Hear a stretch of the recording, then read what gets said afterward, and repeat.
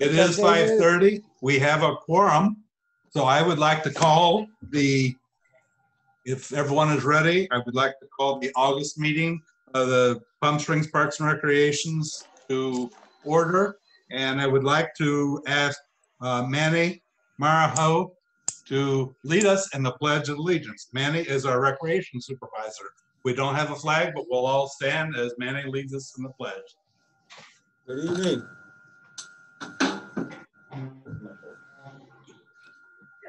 All right, turn over your heart and begin. I pledge allegiance to the flag of the United States of America, and to the republic for which it stands, one nation, under God, indivisible, with liberty and justice for all. Thank you. Hey, Thank you very much. Good job, Manny. Okay, let's, can we move on to our roll call and then we will introduce our commissioners. Yes. All right. Chair Boley, Present. Vice Chair Caldonado, Present.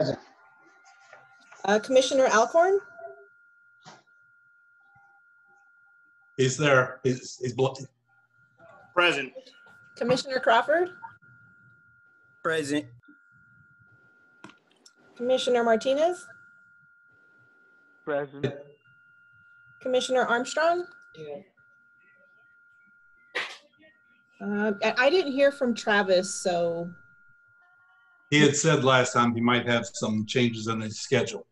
Okay. Alejandro. Okay, we have. Wait, I'm not done. Commissioner Diaz. Sorry. Hi, I'm here and I'm saying hello to Alejandro with one of our students at Catherine Finchie. I taught with his mom. Commissioner Lamort. I'm here. Commissioner Cohen. I am here. Commissioner Goodman. I'm here. And Commissioner Sanchez was not able to attend.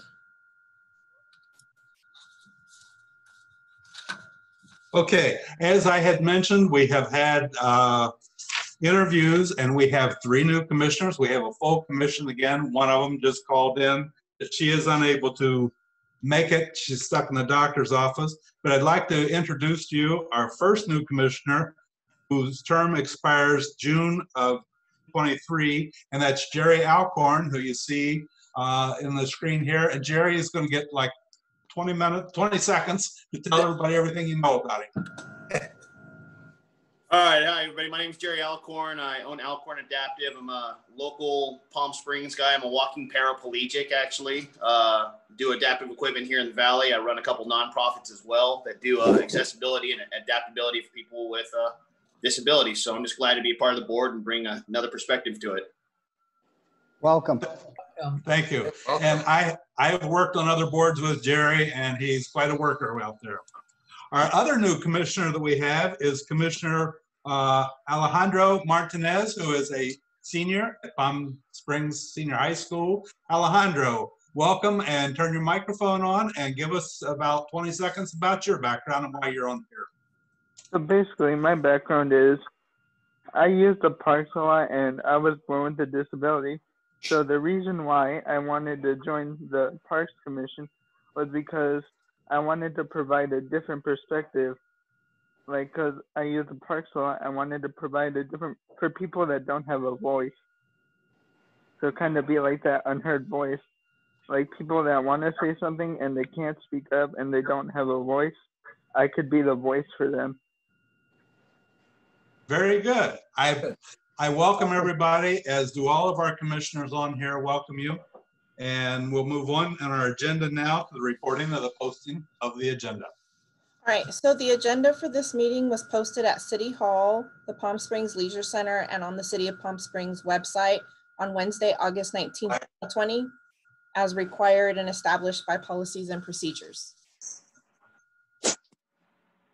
In your packets, I believe everyone received a copy of the minutes. Does anyone have any additions, corrections, changes to the minutes as they were published?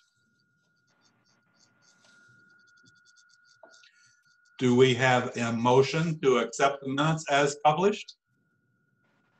Commissioner Lamort first makes the motion, and our second is by Commissioner Goodman.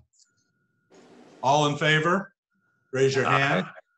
Opposed and abstain.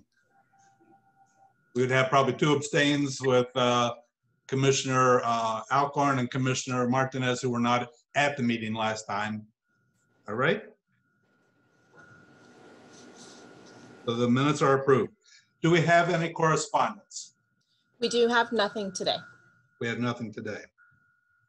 This portion of our meeting is set aside for public comment. Time has been set aside for members of the public to address the Parks and Recreations Commission on agenda items and items of general interest within the subject matter and jurisdiction of our commission. Although the commission can't act on comments pursuant to the Brown Act, it has generally not taken any action on items that are not listed on the posted agenda. Each member that wants to speak of the community has 3 minutes. Do we have anyone in the waiting room for comments today? We do. The name is Nasa Vargas, and I'm letting them in right now. Okay. And they're connecting.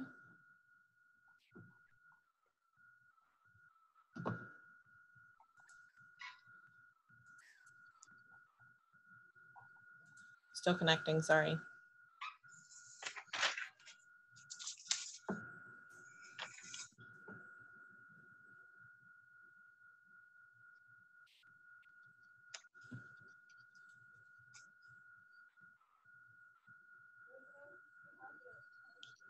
While that's connecting, are there any others, Director Alvarado?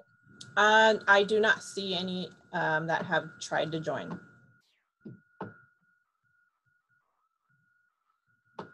Okay, it looks like they're on. Welcome, and if you, oh, that's Dieter. There's Nasa. There. Welcome. If you would like, you have 3 minutes to speak with the commission. Hi. Yes, I am here today because I want to request a few things for the city parks, specifically the one for the park on Via Miraleste and Racket Club next to the Palm Springs Station number 3 fire department. My family and I go there to the park. However, there are a lot of ants, specifically in and around the volleyball court. And so we just wanted to request like more pest control so that that's taken care of, as well as we wanted, or if we could request lights at night, because it gets dark like around 7, and there are only lights in the restrooms and not around the entire park. So it gets pretty dark pretty quickly.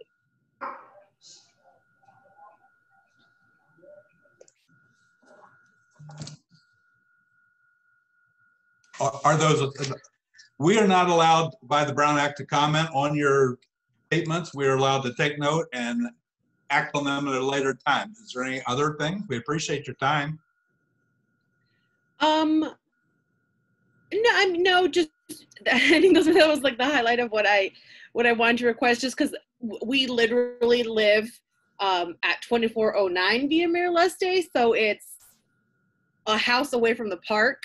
So we always go to that park, and like I said, and we try to get, because of the quarantine, just with family, obviously, to play volleyball and stuff, and try to get a little exercise in. But yeah, that's about it. Well, thank you very much for your comments. All right, thank you. Director Alvarado, are there any others waiting? I don't have anybody else. If there are no other public comments, I will close this portion of the agenda meeting and move on to our next, which is our city manager comments. Neither one of them will be here, and they didn't send anything forward at this time. Okay. Staff update, Director Alvarado.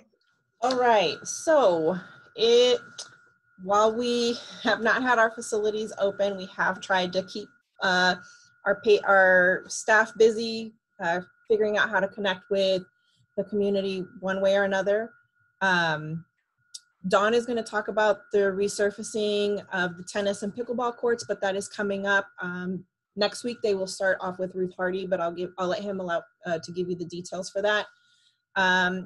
At the end of our virtual summer camp that we held, we did a water parade through some of the Palm Springs neighborhoods, and Gateway was one of them, and the kids had a really great time. We had staff out there, and we went out there and had the water balloon fight with the kids, and it was amazing to be able to see all of our little people's faces again. So they all had a great time. Both James O. Jesse and Demuth Community Center did backpack giveaways. I think cumulatively they gave away about 200 bags of school supplies to our community. We are now approving exercise classes at the park. Currently, we have yoga and an exercise boot camp. I expect this to pick up because the gyms aren't open. So you'll start to see a lot more activity at our local parks.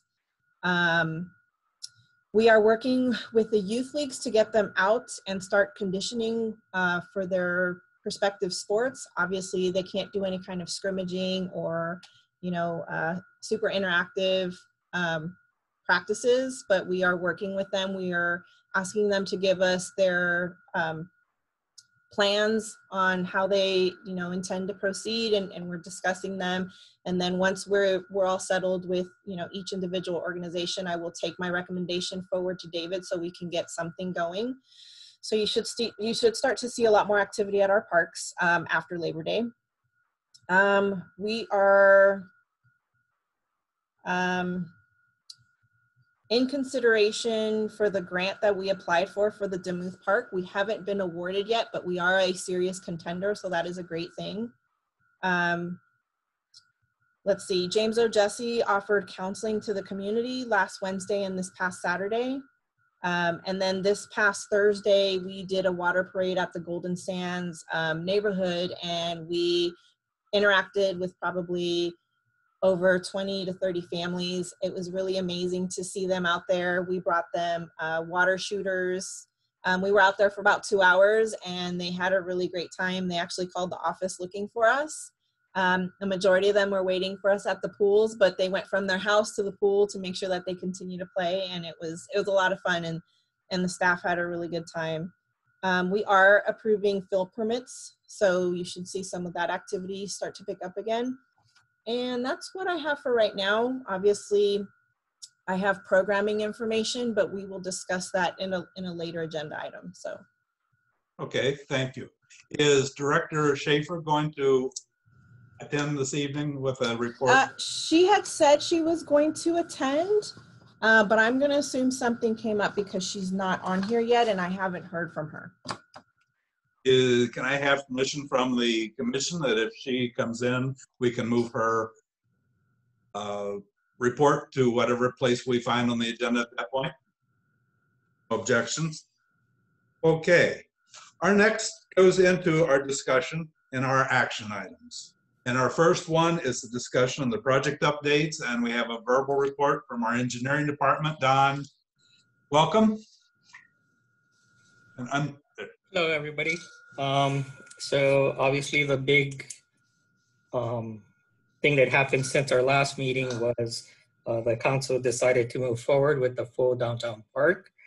The contractor is busy bringing back all their subcontractors, and that project is going to move forward mostly on schedule, probably a couple of months behind than originally planned, but that's a lot of activities going to be going on there. Last month I told you about the park restrooms. I don't know, Cynthia, if you could show some of the renderings that are brought forward. Yeah, let me share my screen. But anyway, we are selecting the fixtures on the inside. Can you see, what can you guys see? Your desktop. Is there any picture up there? 5 in the desktop one. Okay, hold on. Let me try again. And then reshare.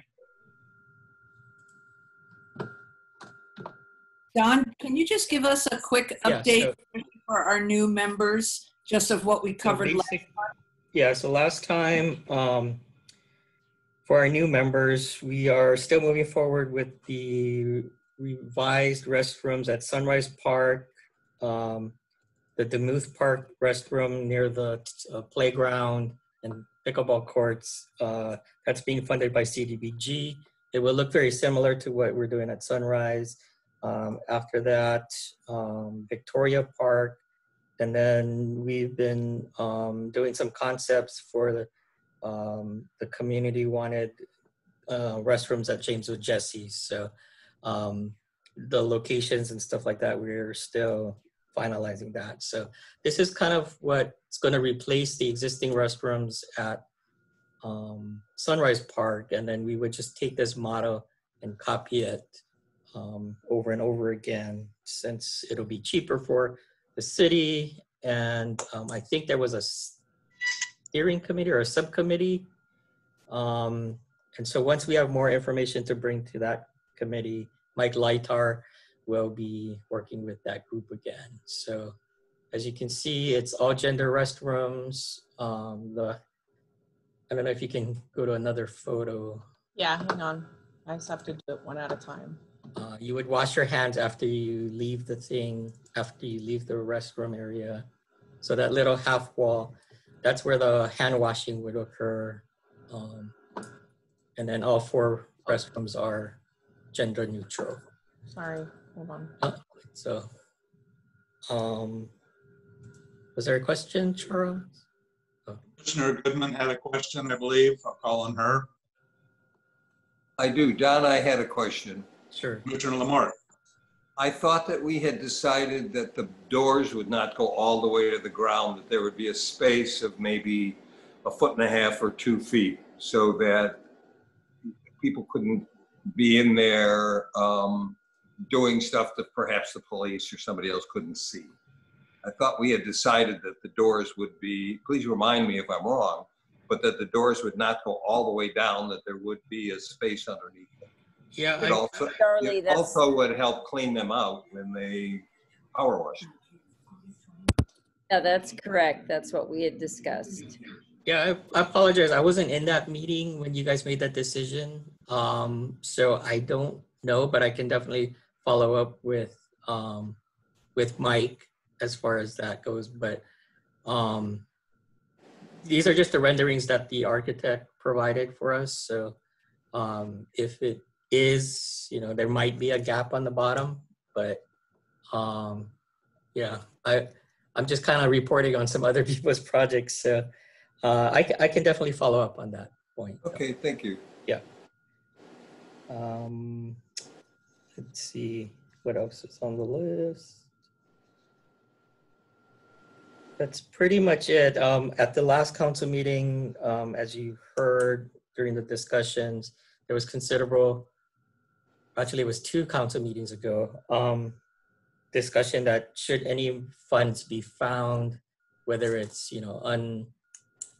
unexpected higher revenues that come into the city. There was some commitment that would go to park projects. We didn't get firm direction on which ones. I was trying to remind them that you as a commission, or basically the Parks and Recreation Commission, came up with their priorities and then took that to Measure J. Measure J agreed with those priorities, and then we were set to go to council middle of March, and that's when everything shut down and went haywire. So I'm hoping that priority list is still the same. In fact, you guys put it in order of, from 1 to 10 or 1 through 8, because we took out the 2 vehicles. But I'm still following that priority unless told otherwise. So, Don, we do have one clarification we would like. There was communications last time about the grant for the dog park at Demuth. Yes. Some commissioners thought that was awarded to us. Some thought that was still waiting to hear. Can you clarify? I don't have the answer for that one. We haven't been awarded that grant. We are a serious contender to be awarded. Thank you. I wanted to make sure that I understood that because I understood it the other way and I wanted to find out for sure. So we're waiting on that yet. Are there any other projects that, Commissioner Goodman? What we do, for those that don't know, we go around, each person gets a chance to speak, and you don't get a chance to speak a second time until everyone has had an opportunity. Commissioner Goodman, your questions? And let me just clarify, can we ask questions on each project, or should we wait for Don to finish and ask all at once? Try to do it probably all at once so we don't get ahead of it. So I'll wait until Don finishes. That's pretty much all of the projects. I mean, You want to go over the resurfacing project for the? oh yeah. So the pickleball resurfacing and tennis court resurfacing. So these are the balance of the pickleball courts at Demuth Park that need to be resurfaced. As you know, it's very slippery right now. At times we've closed it. That is scheduled to start on Monday, which is August 31st. No. Oh. They're starting, so we originally had planned for them to start with Demuth Park. They reversed it, so they're going to start with Ruth Hardy on the 31st. Okay, so Monday it would be at Ruth Hardy Park. Those are the 8 tennis courts. And then we expect, they've asked for 3 weeks to do the tennis courts and then 2 weeks for the pickleball courts. So when they think they can do it faster than the 3 weeks, but we're not telling we're not advertising that just in case something odd happens during the resurfacing. But they've done many parks around Southern California, tennis courts. So they should do a good job. And then when we move over to the Demuth Parks, those are the 8 pickleball courts that need to be. Yeah, and the expected date for that is September 24th through October 6th. So 2 weeks. So we'll be putting signs up this week to let the community know, along with posting on the social media pages and on the city website. And we're trying to see if Amy can write us a public service announcement so we can let the city know that this is happening. And when one is redone, it has to go how long to dry? How long will it be out of commission when they do it? It just from those dates that we covered. So the tennis courts will be out of commission from August 31st to September 23rd. And then they'll be open September 24th. And then from September 24th to October 6th, the Demuth courts will be down and they'll be open back up starting October 7th. Okay. Are there any other commissioners, or Don, is there anything else you had first? That's all I have for projects updates. Any commissioners have a question for Don? Commissioner Goodman first, and then we'll go to Commissioner Martinez. Great, thanks. Thanks, Don, for the update. I just wanted to clarify, and I might not have been listening, you had mentioned the Measure J priority list for the Parks and Recs. Yes. And did I hear you say that you were moving forward with that list, less the vehicles? That's correct. I mean, so if there is additional funds that come into the city, I was under the assumption that we're still moving forward with the same list. The only 2 that I took off were the Kubotas and the vehicle, because that would come out of a vehicle budget, not the Measure J budget. So, but all the rest I left in there in the same order. And this is pending should the city find extra money. That's correct. Through their TOT money and et cetera. Is that correct? That's correct.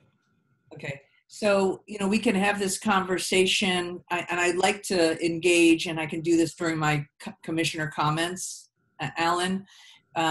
Measure J has submitted formally to the city council that they would like the money that they found, which they're applying to the downtown park, that they wanted that $3 million or a portion of it to go to Parks and Recs so that this priority list could actually get completed and not continue to be put on the back burner as it has over the years. And And Alan, we can talk the rest about it during the commissioner comments, but I really think that we should have a healthy discussion about the downtown park, considering we are Parks and Recs, and about the $3 million and the use. And so I'll leave that, and Alan, you can direct when that conversation should happen. Don, one other question. Was the air conditioning at the Moot Gym not pulled off that because it was covered by a grant? It's still on my list. I thought I pulled it off the one I sent in because I thought that it was covered by a grant. You're right. Okay, I'll just move on while you're looking that up. To Commissioner Martinez, you had a comment to give or a question? Yes. Are the bathrooms at the new park, like the bathrooms at the new park, are they going to be handicap accessible? Yes, they are planning to be ADA accessible as well as gender neutral. Okay, thank you. I believe it's the ones on the far corners are double size to accommodate wheelchair and accessibility. Commissioner Cohen. Regarding the pickleball court resurfacing, Don, you said there are 8 courts they're doing, not just the 4. Is that correct? Question 1. I see Cynthia nodding her head, yes. Yes. And then second, Cynthia, you may want to have staff go and look at the courts. They're in pretty rough shape.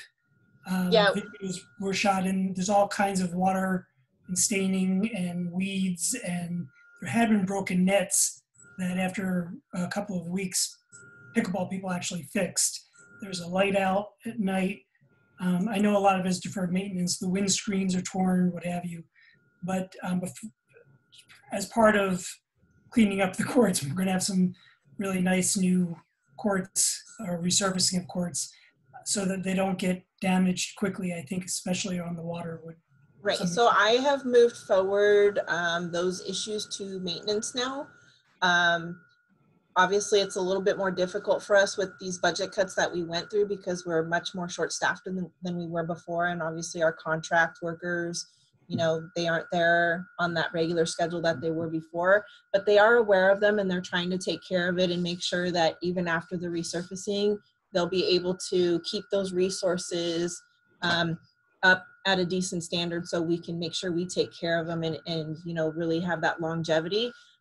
Staff is looking into the windscreens right now. Obviously, I had every intention of purchasing windscreens for both Ruth Hardy and Demuth.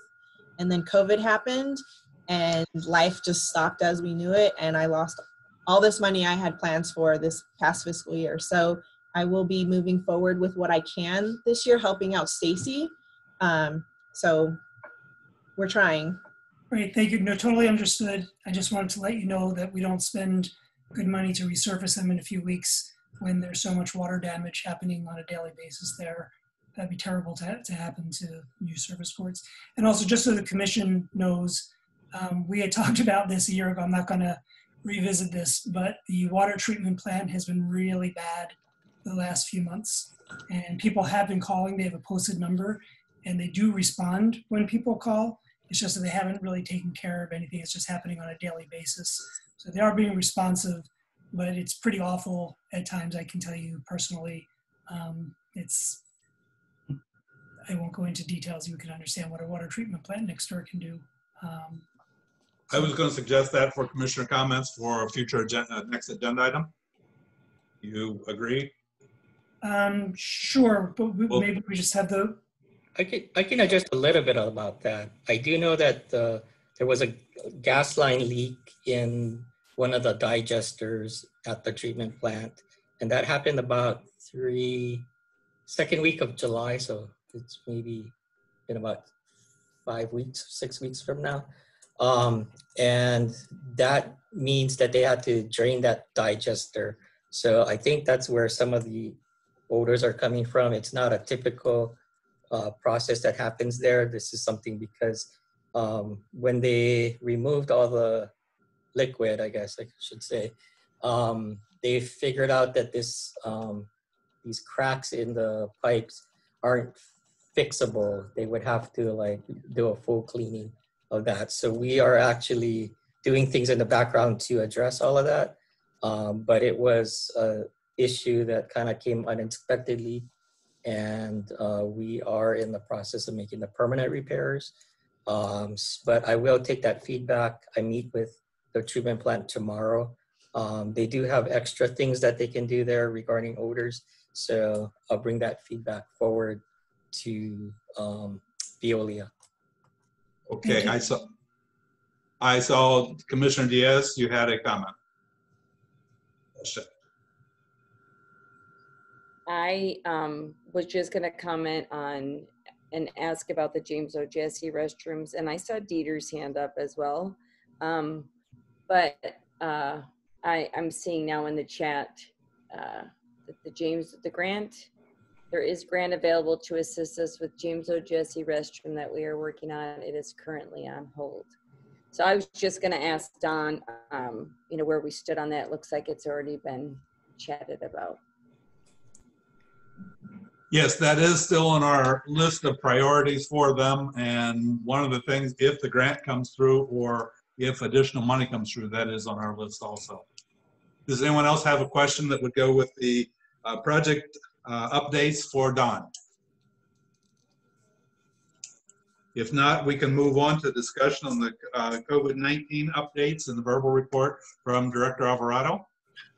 Okay, so I think a few weeks ago, I sent out something to all of you, basically updating the state orders in regards to youth sports and what can and can't be done.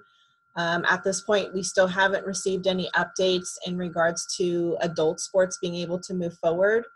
And I know we have several different organizations out there who, want to get out there, but unfortunately at this time, that's not where we're at. So really, as we start to address youth sports organizations, we're going to take it in a phased approach so that we can make sure that we're opening and being cautious so that we don't have to backtrack and close it all down. So as we begin to receive these proposals from these organizations, we'll be reviewing them and working with them to make sure that it's something that is going to be doable and sustainable, so we don't have to keep, doing this back and forth stuff. Other than that, I still can't open my facilities to the public quite yet, but we are working on taking everything, for the most part, that we were able to offer in our facilities and do it through a mobile rec model out at the parks. So we'll be discussing that a little bit later as we go through program updates. Okay, does any commissioner have a comment? Commissioner Lamort?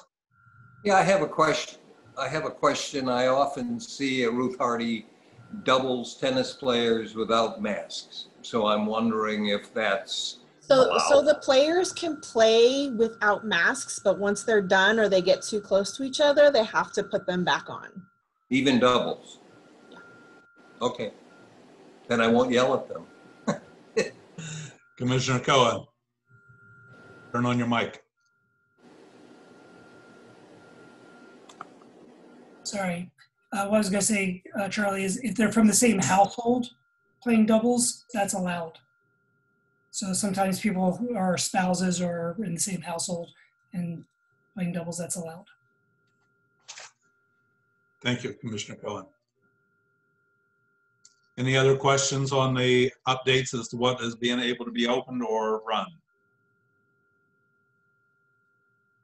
Okay, our next discussion is going to center a little bit more because we have new people, and I know when some of us were talking when we came in, we weren't exactly sure what commissions did.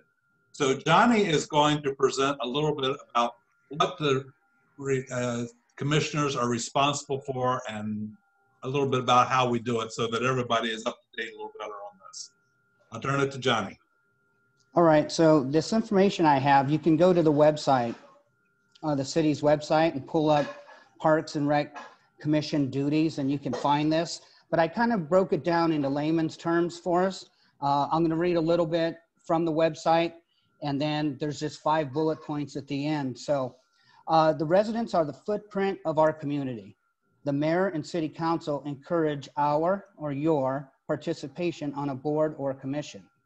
The city's advisory bodies, commissions, are groups of volunteers that advise city council and staff on matters that affect policy and issues that will affect the future of the community. The advisory bodies commissions have been established to do 5 things.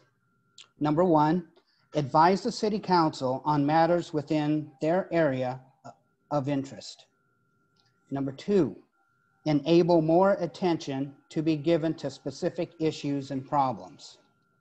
Number 3, act as a channel or communication between city government and the public. Number 4, provide a greater opportunity for citizen participation in the affairs of local government and to make decisions on matters where the city council has granted them the authority to act. So 4 and 5 kind of go hand in hand. But, you know, the thing about the commission is just keep in mind that it is, I'm not going to say politics, but this is government, city government. So be patient. And for the new council, for the new commissioners, just hang in there and keep giving your support. And if there's something that you need to say or you feel strong about in any of the parks that you feel strong about, then please speak up. That's basically it. Do I have anyone that wants to make input or comment? I will say that while we are here to advise them after we look at things, it doesn't mean it's always going to go the way we recommend. So a lot of you know, we've recommended a restroom to James O'Jesse. I don't know how many times. That's my goal, to get it done one of these days. But it doesn't always happen until this year it finally was going to. But it's not our position to, or we don't always get to finalize things. We get to recommend on those types of staffing. Other input to what we do?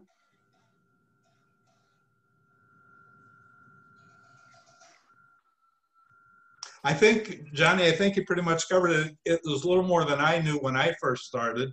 And if Commissioner Alcorn and Commissioner Martinez that are here tonight, if you have any questions, contact Director Alvarado or myself. Do not contact everybody in the group. One of the things we are advised by the Brown Act, we cannot communicate with the entire group all as a group. We have to, if we have more than a quorum, it's considered a violation of the Brown Act. So if you have a question or something, come to one of us and we'll try to help you through it. Is there anything else to discuss on that? If not, we will move on to the report on the community center operations and programming. And I will defer again to Director Alvarado for information on our programs. And okay, so I put together a PowerPoint for you all. Obviously, 2020 I had really big plans for, and it didn't work out the way I had planned, of course. COVID arrived and kind of took over everything we had, wanted to do.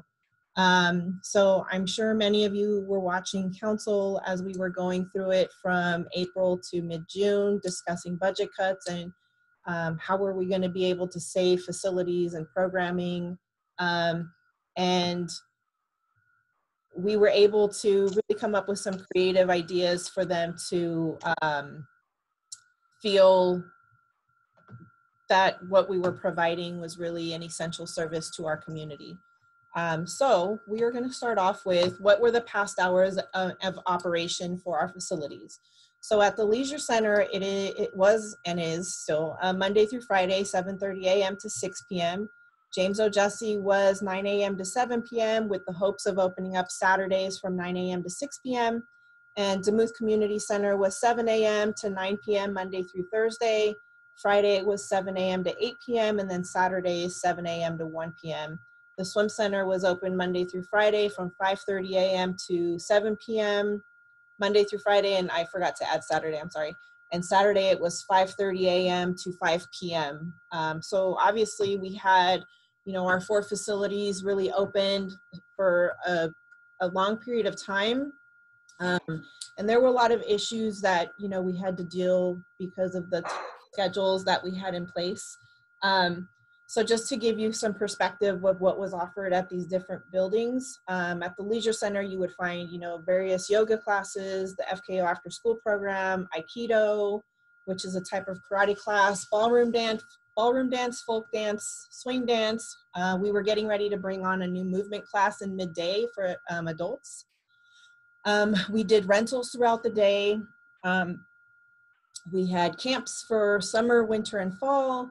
The Village Fest office runs out of here. Our events office is out of here, and we oversaw park rentals. At the James O. Jesse Center, we had the mature adult, we had after school homework help program, computer learning classes, drill team, drum squad, the early childhood literacy program. They had pickleball, the sewing classes, the different camps, adult basketball, various youth sports programs and youth programs in general, line dancing. They had a gym. The roller derby girls would go there twice a week and practice. And then of course, center events. Demuth Community Center also had pickleball, adult basketball, yoga classes, table tennis, tai chi, karate. They housed the boxing club. They hosted hula classes. They hosted Pee Wee Rec. They had a gym. They had gymnastics. They had the Filipino Basketball League and center events too. The swim center obviously had lap swim, rec swim, and 2 aquatics classes. And we were actually getting ready to bring on paddleboard yoga. We were getting ready to send some staff to training so we could offer this additional class to the community. And then we're home to the Piranha Swim Team, Elite Otter, and, excuse my typo, PSUSD high school aquatics teams. Let me go to the next slide. So as we went through, you know, reforming the budget and what were we going to be able to keep and not keep, and we worked really hard and diligently trying to give creative scenarios on, you know, what the different options were. And council was really interested and made it a priority to make sure that we continued to have our facilities open to the community and offered as many programs as we could, irregardless of what these budget cuts look like. So with that, there were some staff changes that I made.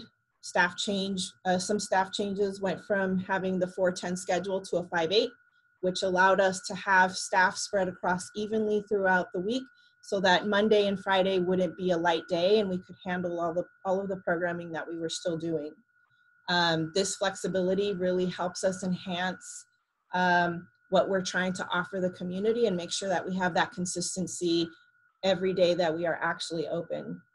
So we were able to keep a majority, just about all of our programs intact, with the exception of, obviously with Ms. Gray's retirement, the early childhood literacy program is kind of in question, but Jarvis has a really great team that has teaching capabilities to figure out how to make that happen. One of the things that council had discussed was, well, what about getting a volunteer or retired preschool teacher to come and help? Obviously, we're open to any kind of volunteering. And so that'll be something we'll be working on to make sure we can continue to provide the community. At Demuth, the hours will change. They will go Monday through Friday from 10 a.m. to about 7:30 p.m. and then Saturdays from 7 a.m. to about noon. So we're gonna see some reduction in times for certain types of programs, or programs may not be, those specific programs may have to be altered. But they're going to try and arrange everything as best as they can with the addition of some new possible programs that'll be led by staff there. And so you met Manny earlier, and he was my new hire. He was my recreation supervisor that I brought on to really bring to life the Demuth Community Center so that it could be a true honest to God sister center like the James O. Jesse facility, so we could really provide our community lots of activities. The swim center was probably our biggest hit.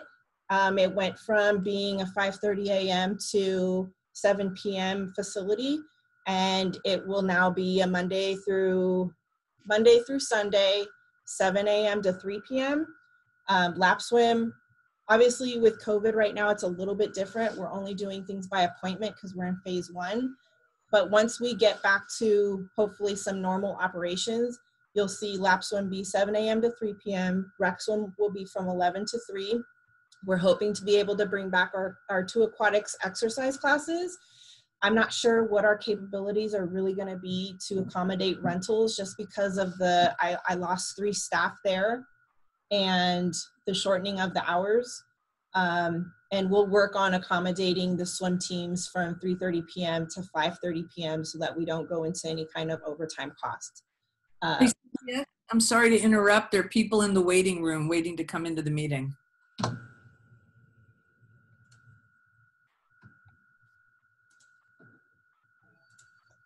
Okay, I've let them in. Thank you. Okay, so then to kind of just give you an idea of what we're trying to do through this COVID pandemic, obviously my facilities aren't open to the public, which is really heartbreaking because what we do best is work with our community and offer them services. So right now, staff is really focusing on putting together programs that they can either do through Zoom or take them out to the parks. So our after school program, which was also known as FKO, we're talking about doing an FKO on the go at both James O. Jessie and DCC so that we can continue to provide that tutoring to our kids, because that is really important right now, especially with, doing the distance learning. We are going to be advertising in the next week or two a youth conditioning program where staff will lead different types of drills that can be done through social distancing. If they aren't involved in a youth sports league at a time, it'll be a really good transitioning program to when we can get back to that. We're talking about offering a Zoom dance class, with Miss Ann, because that's what she offered at James O. Jessie. We're talking about offering different types of art classes. We're talking about, providing the mature adult program either at a park or through Zoom so that we can reconnect with our seniors. Some of our newer staff that have come on have taken an interest in putting together a bike riding program for our youth so that we can keep them active and keep them involved. And that is a James O. Jessie project. They are really trying to make this happen so we can keep our youth, active and just meet regularly, kind of like the YEP program did before we got shut down. Programs like Wacky Workout Wednesdays, just to have a little fun, some game nights, movies in the park, karaoke, popcorn reading programs, just so that we can make sure that our little people really get that interaction and have some fun with it and don't feel so caught up into the school model. We're talking about offering Pee Wee Rec via Zoom, and if we do that, then it would be a great opportunity to get the previous ECL program students in combination with this for now until we can open the facilities back up.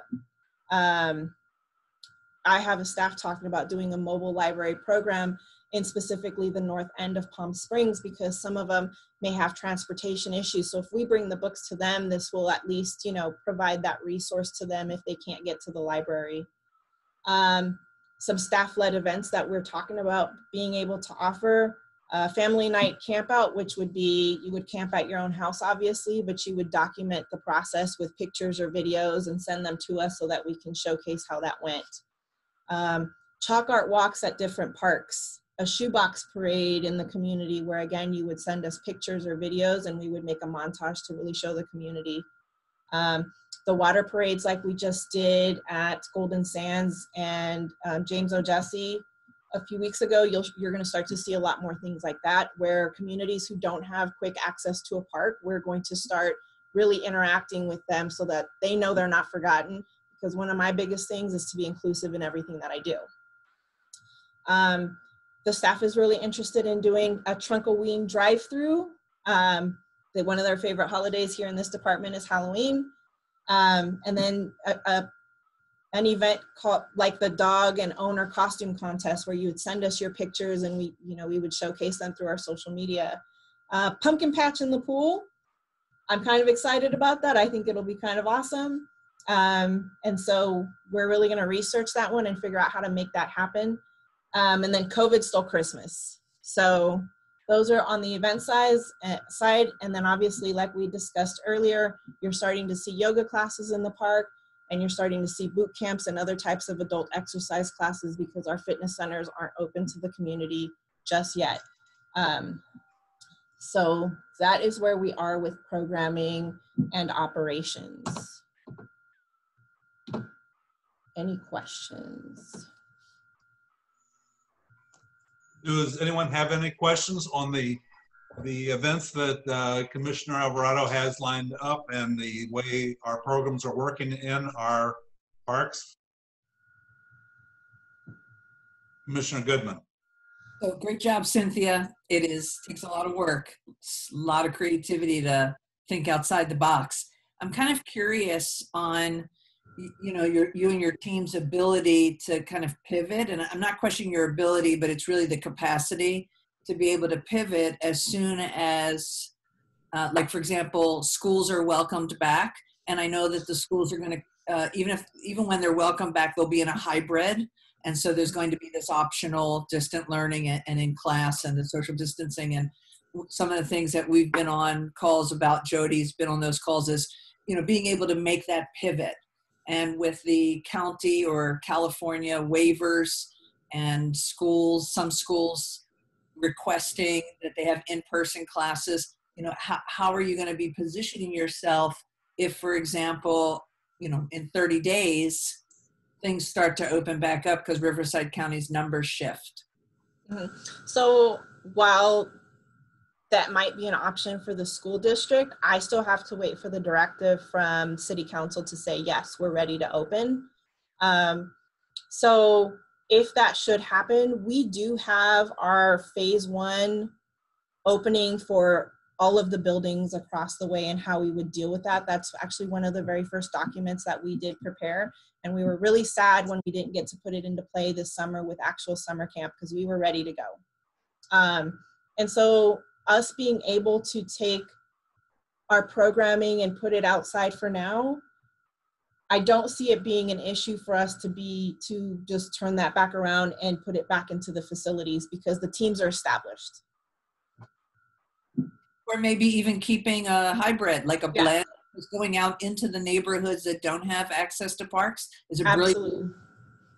Yeah, I definitely intend to continue the focus on those areas that don't have a lot of access to us or resources, whether that is a weekly opportunity or a bi-weekly opportunity. We definitely want to continue to connect with our Golden Sands, our Coyote 1s and 2s, and then the other 2 other mobile home park areas that we did the census caravan with, because they're part of our community and they deserve everything we have to offer. Yeah, good job. Any other commissioners have a comment for our director? Commissioner Crawford. Yeah, I just want to say thanks for all the outreach and everything that's going on with the San Rafael area and Coyote Runs 1 and 2 and the mobile home parks. We tend to forget about them a lot of times. So I like a lot of the stuff that's going on to try to get them involved. But I want to stress the early childhood literacy program at Desert Highland. Hopefully we don't lose that. I know Miss Gray is no longer with us, but I heard you mention some creative ways to try to replace it. I think it's very important that the youth have good early interactions with teachers that are culturally competent. So that's something that I hope doesn't. Yeah, and I will work with Jarvis to figure out how we can do that. And maybe Miss Gray, you know, was bored at home and she'll want to come back and volunteer with us. I know she was talking about being open to that. And then I know Grace Garner's mom used to be a teacher as well. And it sounds like she might be interested, but we'll make sure that we can figure out how to provide something to our community, because it is a needed resource.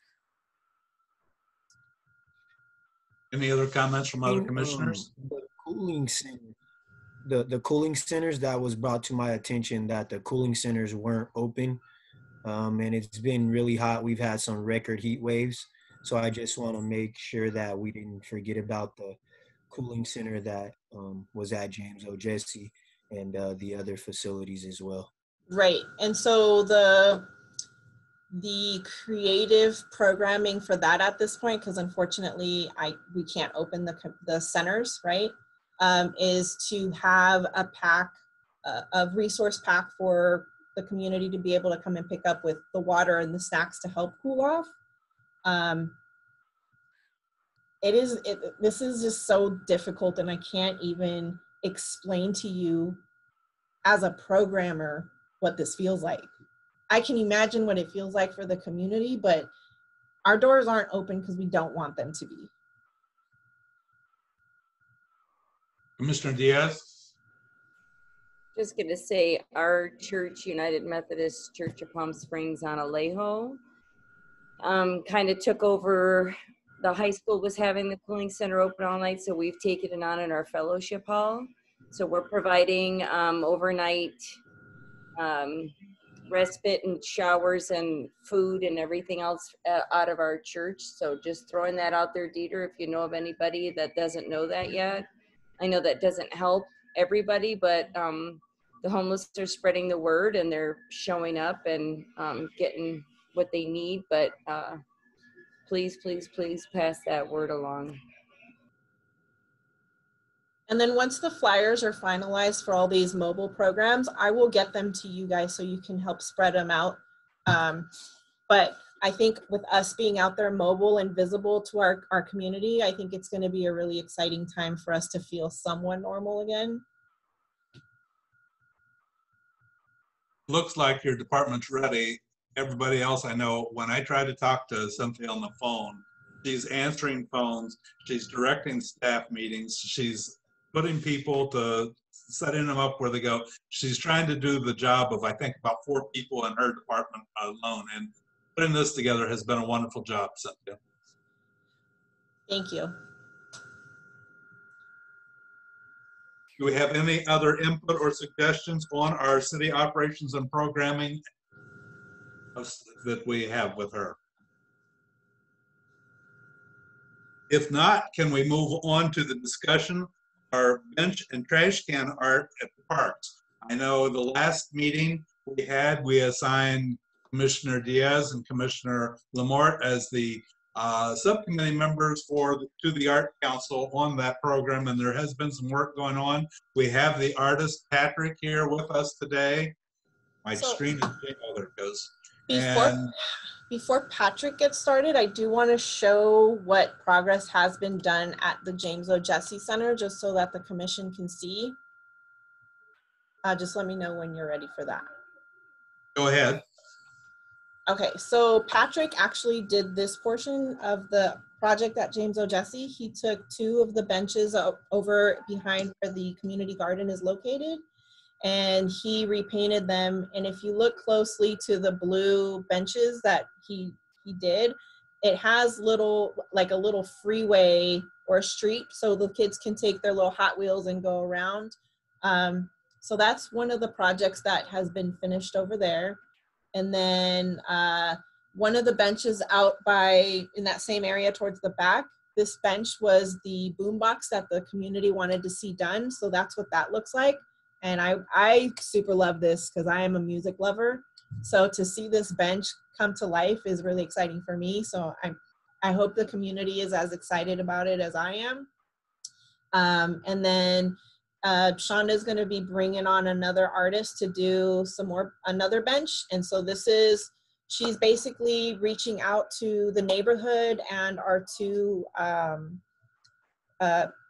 subcommittee commissioners to show what the choices are so they can have some discussion. So this is one of them. And then the next one looks like this. And I think Shonda's on so she can explain these a little bit more in detail for you. And then this is the 3rd option. So Shonda, if you want to jump in for this portion. Hi, everyone. Thank you for having me. This part of the bench right now, we have 2 artists that grew up in the Desert Highland Gateway Estates community. Tyree Jesse and Joanna Adams. And the first rendering that Cynthia showed you is from Joanna Adams. What she thought was the second rendering is actually the sides of the handles, like the sides of the bench. This is the front and the back of the bench. And then if you click the side, that's on the seats of the bench right in front of the armrest, the left front and armrest there. That's what she's explaining, that she's going to put the drill team and basketball on there just to represent more of the community. The other bench, this is by another artist. This particular artist did the mural that's located inside of the gymnasium. And that's Tyree Jesse, and he did both of these benches. Also, he's also submitting for a bench for the downtown project, as well as Joanna Adams. On tomorrow, the tree ring benches are going to have like a little tiny photo shoot. We got a couple of kids from the neighborhood to social distance and correctly wear masks. We're going to give out these cute little cars. We hid some cars in the trees where this particular racetrack is. We put cars in the trees. Patrick has got the deluxe model cars. He's got the name brand. I've got the cheapy giveaways. I got 100 of these to randomly give away. The children will be receiving this tomorrow. There's 2 times from 9:30 to 10:30. And from 12, it looks like we're going to end up going from 12:30 to 1:30 for the second set of pictures. So this is just like a 10-15 minute little outing that the preschoolers can get out, get a little exercise, take their little cars around the little racetrack, find little cars in the trees, get their picture taken, because these little fun little projects have been taken away because of COVID. So they'll get a little bit of interaction plus a little fun. On Wednesday, we're going to have several of the artists up there. So they're going to start arriving at 7 in the morning. Our artist, Philip Lumbang, is coming out from Los Angeles, and he's the one that's going to start to do the bears. And he's going to start on his bench. Cynthia's boombox bench is going to get completed on Wednesday. That artist is going to come out and put in more details. And also Joanna Adams is going to start on our first utility box, which was the woman blowing bubbles. I know that there's still a little controversy about the front gate, but if you all would, I have a little homework assignment. If you all would get some bubbles and blow bubbles and look at the color of those bubbles, and that's the color we're going to make that fence. So please take time to blow some bubbles and look at those colors and see how transparent and beautiful and light and airy and fun they are. And know that the gate to James O. Jesse Center is going to be open and beautiful and wonderful. And we're going to get that color scheme to you, because that's the last part of the project that needs to be done, is to narrow down that color. But otherwise, on Wednesday, there should be a hubbub of bustling of artists up there, painting and good energy.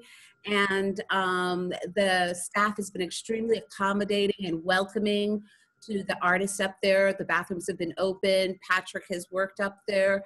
I've been meeting the artists up there, and it's been a really good, positive vibe. So if you guys ever get a chance to go up there, please look. If you want a car, please email. Don't hesitate to call or text. I'll leave one out there for you, so you can just go racing around that track. And if there's any questions for me or any other suggestions for me, I'm definitely open, and you have my email and text. And this has been just such a pleasure to be able to, you know, help the communities. Thank you, Shwanda. And did Patrick have something he wanted to add into what we're doing at this point? For those who don't know, Patrick is the artist. Hi, everybody. Thank you. Shawn is always a tough act to follow. She's had such great energy. I had a great time working at the park last week, and it was really a great place to create, and super fun, and looking forward to getting back on that. But these are a couple of renderings for park benches that are obviously throughout all of our wonderful parks here in Palm Springs. And on the request of Cynthia, I come up with a couple of, these are just a few of the ideas for you to kind of consider. These are fairly easy to sort of map out for the kids who would help come and paint them. Colors can be changed. There can be a lot of variety in some of the colors, but I think I gave her 3 or 4 different templates. So the first one's called Palm Springs Mod. It's, a nod to mid-century colors. What you see is a front view and then a top view if you were looking down at the bench. That one is kind of our Palm Springs colors. The next one's blue and green #1. Obviously, cool vertical blue and green lines. The swimming pool and grass colors are super fun to do, and again, easy to map out and have kids help paint. The third one there is a little takeoff of the bench that we did downtown in front of Tinderbox. This one's called Purple Dots. Obviously, we can take this theme and run with any color scheme if we wanted to have a blue dot bench or a pink dot bench or black and white, whatever colors the subcommittee and arts commissioners are interested in. That one's fun and pretty easy to do. That's a little more technical, but we've got a great system worked out for how to do the circles fairly easily.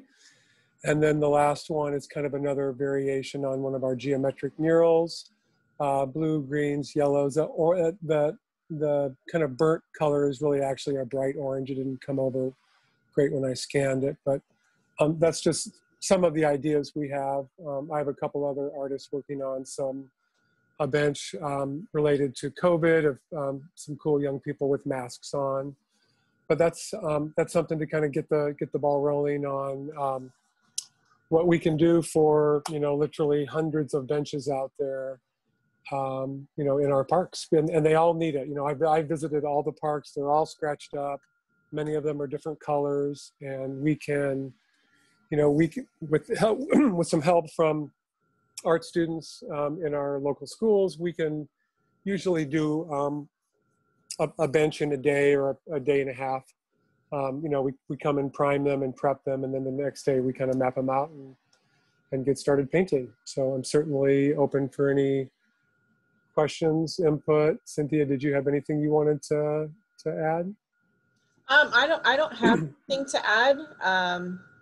I love color, so obviously I would love to see the park benches come to life. But it's a discussion for the commission to have. Obviously, if they don't come out as we had anticipated, it's much easier to paint over a bench than it would be the mural. So I think with our subcommission that we should probably, if we have ideas and suggestions that we want taken to this, we go to Charles and we go to Jody and let them take it to their subcommission meetings. Is that how this is going to operate? So yeah, just to answer Ellen's question on the chat, what's the plan to sustain the painting when it gets scratched and faded? Ellen, we do a clear coat on them, which is, rated to hold up to some graffiti removal. I will, hopefully this is an ongoing relationship, and I will store and label all the paint. So if there's, if I get an emergency 911, like, hey, this bench just got skated, there are skateboard guards, but if it just got tagged so bad, I mean, again, with the simpler the design, the easier it is to come back and kind of repair that. In fact, our bench downtown, before Tyson and I were able to clear coat it, it got skated over the first day the day we left, and I was able to touch it up in 15 minutes. So I had the paint with me, and so that's it's not again, it's not a mural that's really labor intensive or super complex designs where it takes days and days to repair. So they're easily touched up should that happen. And again, this is a project where I think if we get a year out of them, depending on if they're shaded in the sun where they are, that's that's worth at that point maybe it's time for a new design anyways. So hope that answered your question. Okay. Are there any other questions for Patrick, Joanda, or Cynthia on how our arts are going? Commissioner Lamar, go ahead. Turn your mic on. There we go. I thought as the subcommittee, you know, there was some issue at the last meeting about what our role should be in the arts in the park. And so I thought I would explain what we did before anything got painted so that everyone understands the process. The process was we had 2 meetings. We met with staff and the Art Commission and Commissioner Diaz and myself. And we had a discussion. We looked at the projects. And we made the decision that, at least Jody and I did, that we would not comment on the art. I'm not an artist. Art is in the eye of the beholder. And so whether, I'm not the one that's going to say yes, no, yes, not going to do it. But what we did do was, first we met as a group with staff and with commissioners.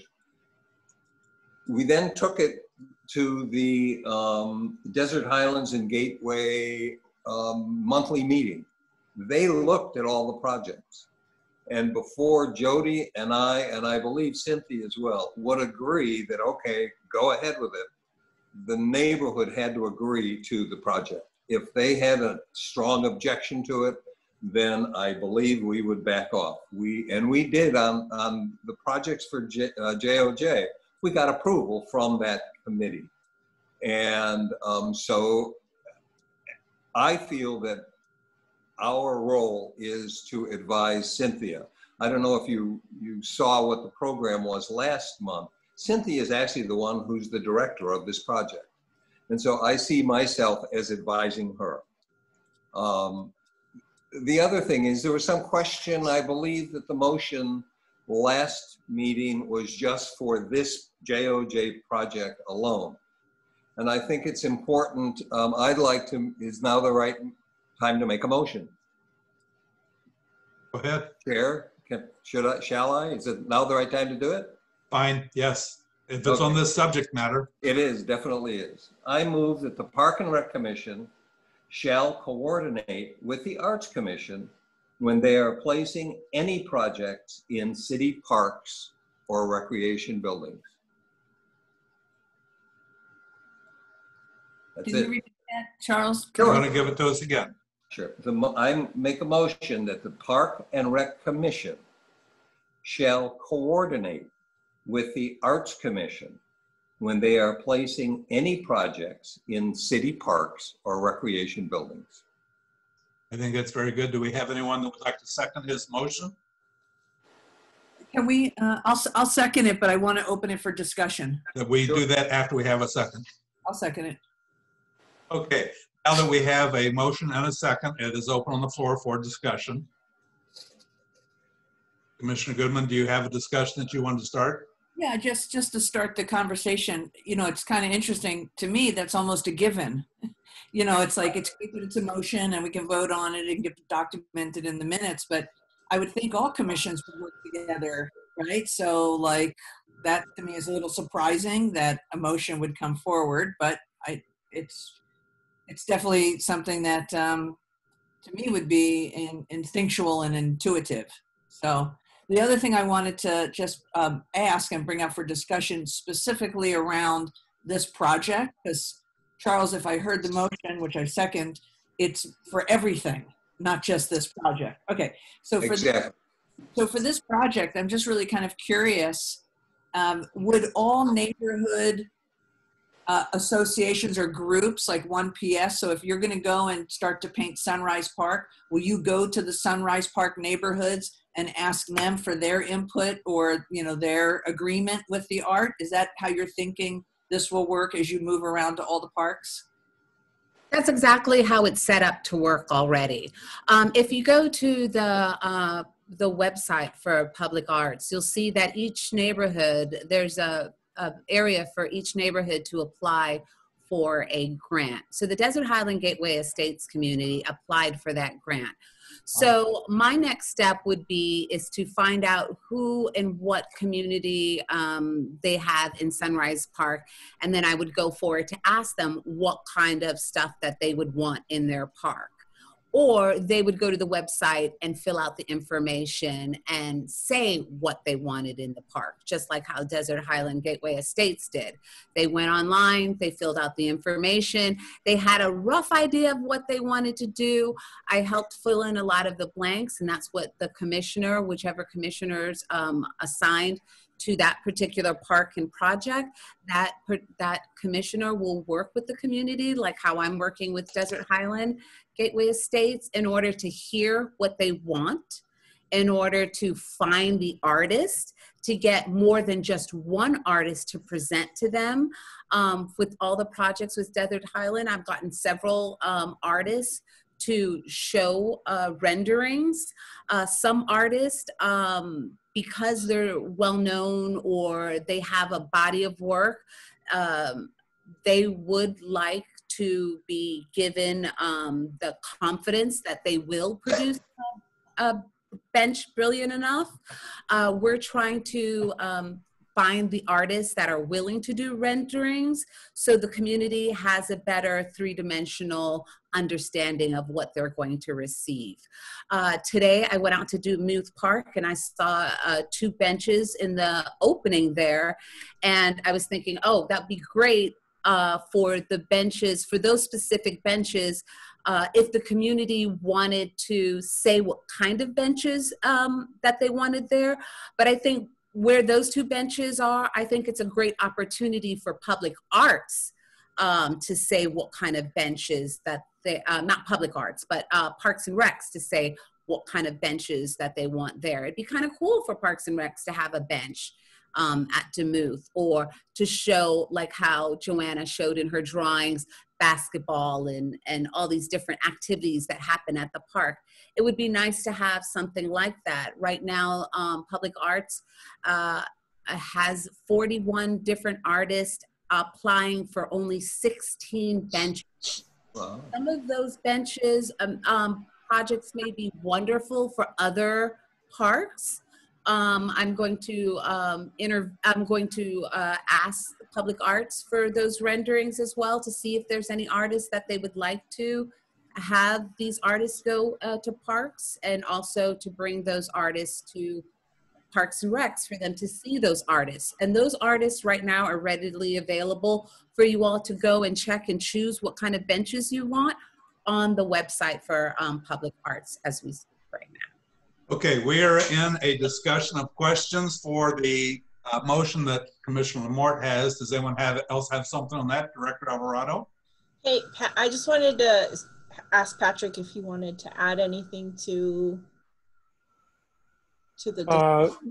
Thank you. I hate to throw a wet blanket on it, but that's kind of not what, I mean, I think the more we get, you know, again, art by committee is difficult, and I have firsthand experience with this. It was my understanding that with the agreement I signed with the city, was to just pilot some of these art projects throughout several of the parks. There certainly was never a mention of going to all the 1PS neighborhoods to do that, because you know, if we do that, I just think it slows the process, because the more people we are getting involved with, what kind of bench do you want? Oh, I don't like red, I don't like yellow, nothing will ever get accomplished. So I'm just, it just seems like we were kind of heading down one road and we've taken an abrupt, a different fork in the road. Shonda, you're muted. Oh, there's 2 different programs available. I was giving that as an option because she was asking through the neighborhood, would the neighborhood be able to say? If the neighborhood goes out and fills out the information, they can say what kind of bench that they want. But so it's 2 different options to get benches done. I just don't want to confuse the commissioners here. Yeah. So there are two programs, Parks and Recs. If you choose, you want benches done, and Patrick's like, let's do these benches, great. But if there are a couple of benches that Patrick's like, hey, it'd be great for, you know, if the neighborhood wanted to do the bench, then that's available. So we're just making options. Yeah, so no, I'm cool with that. Yeah, so the community doesn't think that that Parks and Recs are deciding all the benches. At least because this grant is made money available, neighborhoods can get benches or utility boxes or anything. So it's up to the neighborhood to fill out the grant information. So there's 2 avenues to get. Okay, but yeah, I just, that's not related to the motion on the floor. So for Chuck, just a question. So are related to your motion as the subcommittee of Parks and Rec for this art program, I was just confused by your motion. Are you saying when whatever artist comes forward with a design, that's going to revert back to the full commission for approval, or just you and Jody and Cynthia? Am I missing the mark here, Cynthia? I don't think he's asking for the design approval. It's just putting things in the parks needs to go through the commission to be approved, so that we don't have something that's not approved stuck in our parks. Sure. Yeah, Is that no, what you're understanding, Commissioner Lamort? Yeah, I think the issue last time was that we weren't sure what our role was in the process. And all I'm trying to do with this motion is saying, okay, if you're going to put something in the park or one of the parks, let us know. And then we will then advise Cynthia on whether it's appropriate.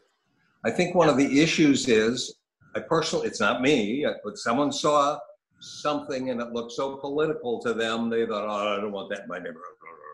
And they groused about it. Sure. And so I just think that So this particular item is specifically to address the park benches. Obviously, when we have the mural ideas, that has to come back to the entire commission before anybody will say, yes, go ahead and move forward. But the benches are such a simple item that, again, if they come out and we don't like it, it's so much easier to just paint over it quickly and try another design. So the last time we discussed art projects in the park, you know, the commission decided, well, we're just going to address James O'Jessy right now, which was a perfect start. But it seems like bringing back a bench for each park location is cumbersome, and we're never going to get anything accomplished with this collaboration we're trying to have. Okay, I will go to Commissioner Goodman. We're running very late already, folks, so we'll keep them short. The way I heard the motion, and I think it has come up in other meetings, is it sounds like it's just establishing a policy, or that it's documented in the minutes and voted on as an action item, that anything that either is placed in or wants to be added or collaborative work in a park, this is a very broad stroke, that it has to come to Parks and Recs. I didn't hear this motion as specific to this art project that we've already voted on. And I think it goes back to prior meetings when people have felt caught off guard because there might have been some activity already put into place prior to coming to the commission, even if the commission was the next step. So I think that's how I heard that, and I didn't hear it specific, Patrick, to your, or Shawana, to your project specific. I heard, is that correct, Charles? very general, yes. And that's why For just that reason, so Patrick doesn't, they don't have to come to us for every little piece, but just let us know that it's gonna happen. And it goes back to the signs from the CUIA, and it goes, I mean, this is a much bigger topic. Yeah, I got it. So I second it. I say we take a vote, put it on paper, and we will have to communicate it out to all the other commissions, or at least this is a vote for the Art Commission, but we'll have to probably communicate it out that this is an action item that's been voted on. Does any other commissioner? Just to make clear, if I might, just to make clear, you're right. It's not just about park benches. It's anything that goes into the park. So just to clarify, we're making a motion that items that are placed in our parks, not this specifically, but any items that are placed in parks should come through the commission before they're placed in our parks. Correct? Yes. Do we have any other comments, or are we ready to vote on that? All in favor of Commissioner Lamort's motion, signify by raising your hand.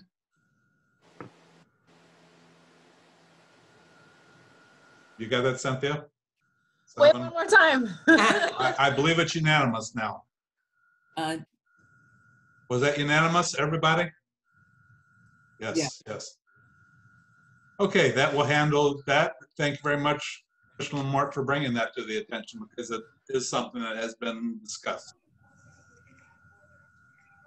Are there any other input at this time on our parks benches that we're moving forward? Patrick, we think you're doing a good job. Shawanda, we like what's happening there. We're really excited about it. And we like that our commission is involved in it also. Oh, thank you. Oh, but Alan, the pronunciation of my name is just Shonda. Shonda. Yeah. It's Shonda. W is silent? No, you can hear it. S-H-A-W-N is Sean. Okay. And A is duh. Shonda is a force of nature, let me tell you. She's awesome to work with. She's like, Great. get it. She's like, are you done yet? Anyway, thank you for the opportunity. It's going to be great when we can get the weather cools off. We can get some kids out there. And then Cynthia, I'll touch base with you and work on kind of where we want to go next on some of the benches. Thank you all. Great job, good. Patrick. All right, see you tomorrow, Shonda. Okay. Thank you all very much. Yeah, come up and stop by if you want to see folks working on Wednesday. Perfect. The weather's lovely. I want to see Dayton benches. Okay, our reports and updates from our ad hoc committees.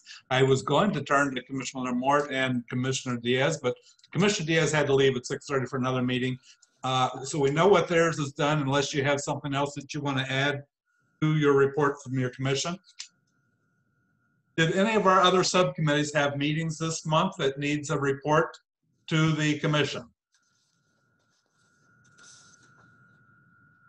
All right, we're complete with number 6. This next section of our meeting, this portion of the meeting is set aside for brief general comments and or issues of concern from the members of our commission and for items for possible discussion on future agendas.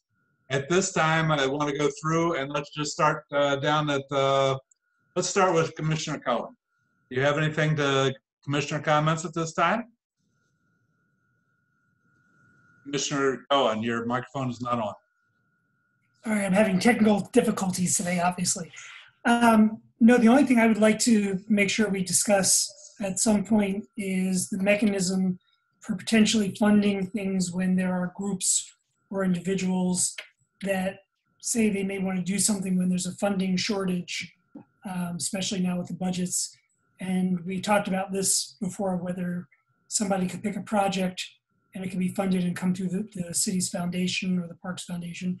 I know, Cynthia, you've got a million priorities and this is one of them, but I'm sure because it's not life or death, it sometimes keeps pushing down. But when there's budget deficits and some desperate needs, I know some of the people who use the parks have been talking about, could we just get people together and raise money to do something? And I know that could be a difficult subject, but I'd like to bring it up at a future meeting. Okay, thank you. Commissioner Lamort?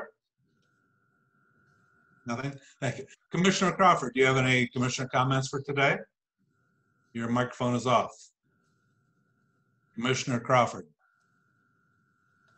Yeah, I just want to say that one of the young men who recently passed away in the Desert Highland neighborhood, community members have been asking, would it be possibly to honor him with the naming of the baseball field at James O. Jesse.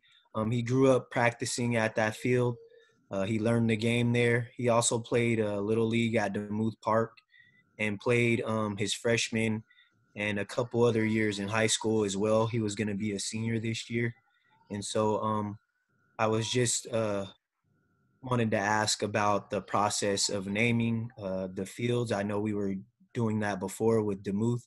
So I just wanted to see if we could get that on a future agenda or revisit that item. So I was going to be reaching out to the subcommittee who's working on renaming, because we haven't established the full policy for it, but I know that that was an interest. So I was going to be reaching out to that particular subcommittee so we could get that rolling and finalized so we could agendize it and move that forward so we can make these things happen.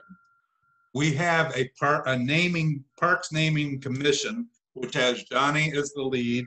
It has Commissioner Cohen on it, and it has one opening at the present time. And I'm looking at someone on this board to see if they're going to raise their hand and say that they would like to serve on it. Commissioner Crawford. I would like to appoint Commissioner Crawford to work with the other two commissioners for that subcommittee then. Thank you, Commissioner Crawford. All right, Commissioner Martinez, do you have any comments that you'd like to make to the commission today? I take it that's a no. Commissioner Alcor, do you have any comments you'd like to address to the commission today? You know, for me, I'm just glad to be a part of this and to see this the city grow. Like I'm saying, I bring in an adaptive field, so I'm looking forward to seeing some more accessibility and adaptive programs brought into the city that's available for people. And I'm just glad to be a part of this, so thank you. That's all I got. Thank you very much. Commissioner Goodman. Yeah, thank you very much. So I wanted to bring up for discussion, and knowing that we have some time sensitivity this evening, I'm kind of hoping that this would be a robust and thorough and in-depth discussion. So I don't know if it'll need to be placed on a future agenda. I noticed I just want to bring up a historical point. I'm going to talk about the downtown park. So in February, the subcommittee, the Parks and Rec subcommittee, Measure J subcommittee met with and worked with the Measure J subcommittee. So it was Parks and Rec subcommittee, and then there was a subcommittee for Measure J. And we spent a lot of time coming up with that list that Don talked about and Cynthia talked about. And that list was presented to the city council for consideration. And even today we heard from Don that that list is now on the back burner waiting for additional funds or a possible grant, and on that list included a restroom at James O. Jesse. In February, the commission did authorize the Measure J subcommission to speak on behalf of the full commission, and that's how we came up with that list, and then it was going forward. And of course, COVID shut everything down, so there were no further discussions or meetings in the subcommittee, or really with City Council, and to be able to move that forward. At the June City Council meeting, the City Council voted to open the downtown park as a modified park using the Quimby funds, which was $5 million in change. And you probably all know that Quimby funds are funds that are required to be used for parks, and that the additional $3.5 million would actually go back to the city. So the city has eliminated 80 personnel positions, and it's facing like multi-million, I don't know, 47 million, 50 million, 75 million, the number changes as far as a shortfall for 2021. And in last month's city council meeting, and I will share that there was in the agenda that was circulated publicly, or at least available online, there wasn't a agenda item that actually said that there would be alternative designs to the park that was submitted that the community could comment on or look at and really kind of digest. So if you did follow this, the city council voted at the last city council meeting, and Don confirmed it today, that the city council is moving forward with a $9.5 million park. That the city found additional money at the end of the 1920 fiscal year from the increase of tourism in the month of June, and chose to use that money for the downtown park. And it was brought up by Councilmember Halstage, and then it was a 3-2 vote in favor of completing that park. So we, as a council, as a commission, we actually have not had an opportunity to really discuss that. And it is a downtown park. I mean, it is a park, and it kind of falls into at least our discussions. And like Johnny read when the meeting first started, what is the role of a commission? So I just took a few notes. It's to advise the council. It is to bring attention to issues. It's to act as a channel. It's to build awareness. And we really never had that opportunity. So I know that Measure J, along with Main Street, the Hospitality Association, the Chamber of Commerce, actually submitted an editorial in the EdOp in the Desert Sun, asking the city council, really challenging them on bringing this issue back up. It was pretty surprising to many people in the community that in June, the city council would vote on a budget item that said a $5 million park and let's get it open, green space, open space with some art and some landscaping, but that it would be able to have full use. And then a month later, they changed their direction and voted for $9.5 million. Now, I was also informed that this evening's Parks and Recs Commission meeting didn't get circulated through the e-notifications that the city circulates other meetings. And so the community didn't have an opportunity to really show up in tonight's meeting to speak in public comments. So I really want to bring this up as a discussion point. I'd like to encourage our commission to develop a stand or a consensus. And if it is necessary to then take that to the city council or at least join some of the other community members or community organizations. So I'm going to leave it at that and open it for discussion. And if it's bigger or deeper than our time allows, I ask that we put it on an agenda item. Okay, thank you, Commissioner Goodman. This is comments, and we are not allowed to discuss items that aren't on the agenda, but we have it for our future agenda discussion. That's what I've been told. I'm sorry, so it is now going to be an agenda item, so we can discuss it? That would go. What is the agenda item you're requesting to have placed? I want a discussion of the downtown park and the change from budget items, the change of city council's decisions and moving from Quimby Fund designation to adding the additional money. I mean, I'm not really quite sure how it would be worded in an agenda item. Maybe somebody could help me out here.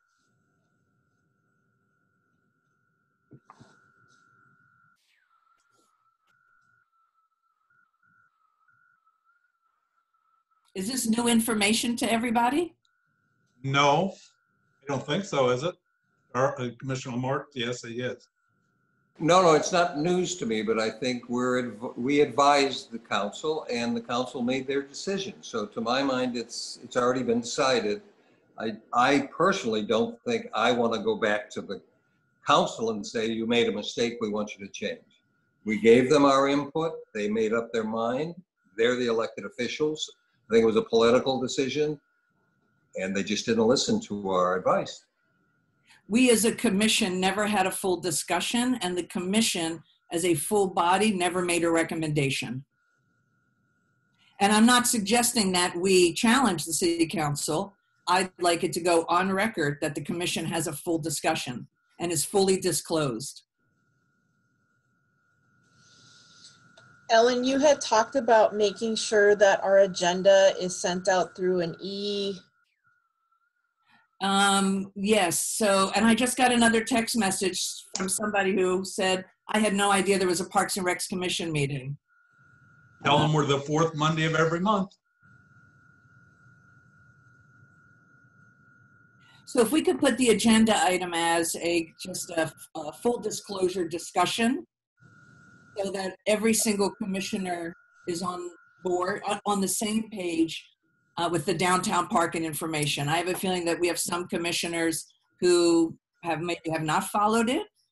They might not know what's been sacrificed as a result of it. And we have new commissioners where it's a new conversation. Okay. You have that down, Cynthia? So, you know, Alan, your comment about it's every single, it's the last Monday of every month for 3 months. Fourth Monday of every month. So the fourth Monday of every month, we went a few months without any commissioners. Right. No one met except for maybe Planning Commission. And so, they're this is all new. And most commissions don't even meet in August. It's usually dark. So the city has an e-notification program, and it would be great if Parks and Recs could be a part of the e-notification so people could get the information. Commissioner Cohen, did you have a addition to that? I do. If Commissioner Goodman is asking for this to be an agenda item, and if we do have it, I think it would only be productive if we had somebody from the city, whether it's the assistant city manager or the city manager or somebody of that nature coming, or one of the council people, Christy Holsage or somebody else who's our liaison, because otherwise we're just talking among ourselves, and what's the point? That is on our thoughts, that we will reach out to them if it goes on to an item. Thank you. Yeah, I think very much. I think Measure J also can be in that conversation, but it really is just a discussion item so that we can document we've had that discussion as a commission and our feelings have been expressed. I may reach out to the Parks Commission, the Downtown Park Commission, to reconvene the subcommittee of the Downtown Park for discussion if there's something that they could do. Can we move to Commissioner Caldonado? Do you have, Vice Chair, do you have comments that you'd like to make? Yeah, I just want to welcome Jerry and Alejandro. Welcome. And Ellen, you brought up some really good points, and I do think we need to discuss it. Charlie, you brought it up as well. You know, we always put our time into this, and it seems like the city council tends to take it their own direction. So, you know, it's a catch-22 sometimes here. So, you know, yeah, let's have it for a discussion. Yeah. So anyway, it's good to see everybody, and that's all I got. Thank you, Vice Chair. I think we've gone through everyone. We are down to asking for, if there are no further comments, do we have a motion to adjourn this meeting? You all want to, Commissioner Cohen has motion to adjourn and Commissioner Goodman has seconded it. All in favor? I would like to adjourn this meeting of the Parks and Recreations into our next regular meeting, September 28th, 5:30 at Zoom, unless otherwise noted. Thank you all, commissioners. Thank you. Bye. And Cynthia, tell your husband happy birthday at dinner. I will.